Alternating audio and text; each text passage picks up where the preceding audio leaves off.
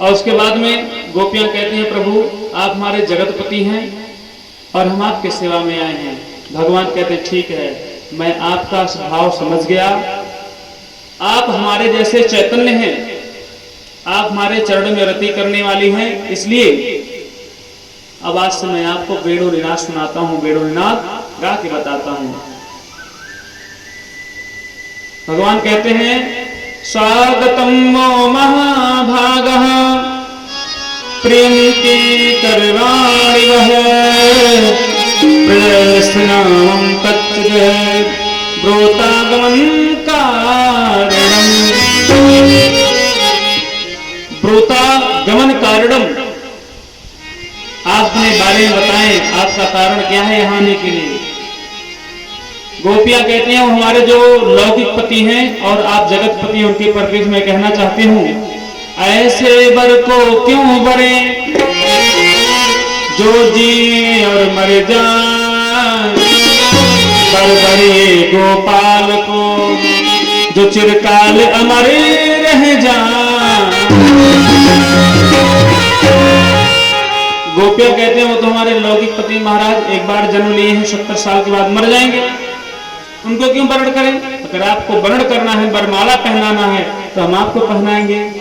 बरबरिए गोपाल को जो चिरकाल अमर रह जाएं, जो चिरकाल मतलब हमेशा हर काल में अमर रहते हों। हमारे पति कभी मरे ही ना, और आप हो हमारे पति।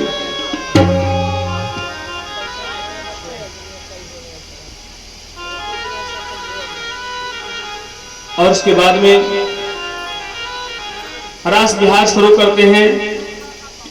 रास विहार में बोले, जैसे भगवान रास विहार किए, रास विहार के समय में गोपियां एक बार सोचती हैं कि अगर हम लोग सुंदर नहीं होते, स्मार्ट नहीं होते, तो भगवान हमारे पीछे क्यों आते, हमको तो भगा देते यहाँ से, और भगाना ही चाहे, लेकिन कहीं ना कहीं हम लोग सुंदर थे, इसीलिए भगवान हमारे साथ में रास विहार शुरू किए।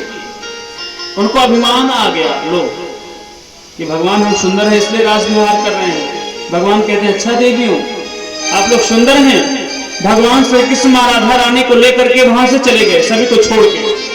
अब क्या करें सभी लोग, भगवान तो गायब हो गए। और गायब होने के बाद में सभी गोपियां यहाँ रोने लगी, कहां चले गए हमारे भगवान। एक दूसरे को कहती हैं, तुमको अभिमान आया था अपनी सुंदरता का, इसलिए भगवान चले गए। मैं अपने कथन बताता हूं कि व्यक्ति के जीवन में बिगड़ने के 4 कारण हैं। क्या? सभी को, चाहे लड़की हो, चाहे लड़का, महिला हो, चाहे पुरुष। पहला बिगड़ने का कारण है पद और प्रतिष्ठा।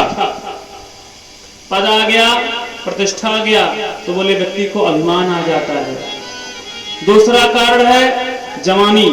जवान व्यक्ति है, अगर इस जवानी को संभाला ना जाए, जवानी को संभालना पड़ता महाराज, ऐसे नहीं चलती, जवानी कटती नहीं है। आपका बाल्यावस्था तो कट जाएगा, चतुर्थावस्था उम्र तो कट जाएगी, बुढ़ापा, लेकिन जवानी को अपने कब्जे में करना पड़ता है, संभालना पड़ता है, कहीं इधर ना बह जाए कि उधर ना बह जाए, इसलिए जवानी को भी संभालना पड़ता है महाराज। इसे कहते हैं तरुण और तरुणी, जवान और जवानी, इसको संभालते हैं। अभिमान का यही कारण, हम तो जवान हैं, ऐसे कर लेंगे, वैसा कर देंगे, उनको मार देंगे, इसको भी संभालना चाहिए। तीसरा चीज है सुंदर रूप। कितने लोग रहते हैं महाराज, हम तो इतने स्मार्ट हैं, इतने सुंदर हैं, सुंदरता का अभिमान रहता है। सुंदरता के अभिमान के कारण भी आपके जीवन में अभिमान आ सकता है, और अभिमान आ गया तो बोले आपके जीवन कहीं ना कहीं विनिष्ठा की तरफ हो सकता है। गोपियों को अभिमान आया, भगवान छोड़ के चले गए, और उसके बाद में गोपियां सभी लीला करती हैं भगवान श्री कृष्ण का। कोई गोपी भगवान श्री कृष्ण बन जाती हैं, कोई गोपी माँ यशोदा बनती हैं, कोई नंद बाबा बनती हैं, कोई गोपी राधा रानी बन जाती हैं, कोई गोपी जो है गोप बाल बन जाती हैं, कोई गोपी देवकी बन जाती हैं, कोई गोपी वसुदेव बन जाती हैं, कोई गोपी कंस बन जाती हैं, कोई गोपी भगवान श्री कृष्ण बन के कंस को मारती हैं, खूब लीला कर रही हैं। ये रास लीला जो आजकल होता नहीं है, रास लीला, रामलीला, वो रास लीला भगवान श्री कृष्ण के रास विहार से गोपियों ने शुरू किया था, तब से आज तक रास लीला होने लगा महाराज। सभी गोपियां भगवान के याद में करने लगी लीला। जैसे कोई गृहिणी रहे, और अपने पति के परिप्रेक्ष्य में प्रेम में आकर के एक प्रेमी रहे, प्रेमी के प्रेम के परिप्रेक्ष्य में कुछ बड़बड़ाते रहे, बोलते रहे, गुनगुनाते रहे, बोले याद आ रही है इसलिए ऐसा कर रहा है। उसी प्रकार से गोपियां भगवान से जो है प्रेम के नाते रास लीला शुरू कर दी और भगवान चले गए माँ राधा रानी को लेकर के एकांत में, मन के मध्यांतर में चले गए। वहां पर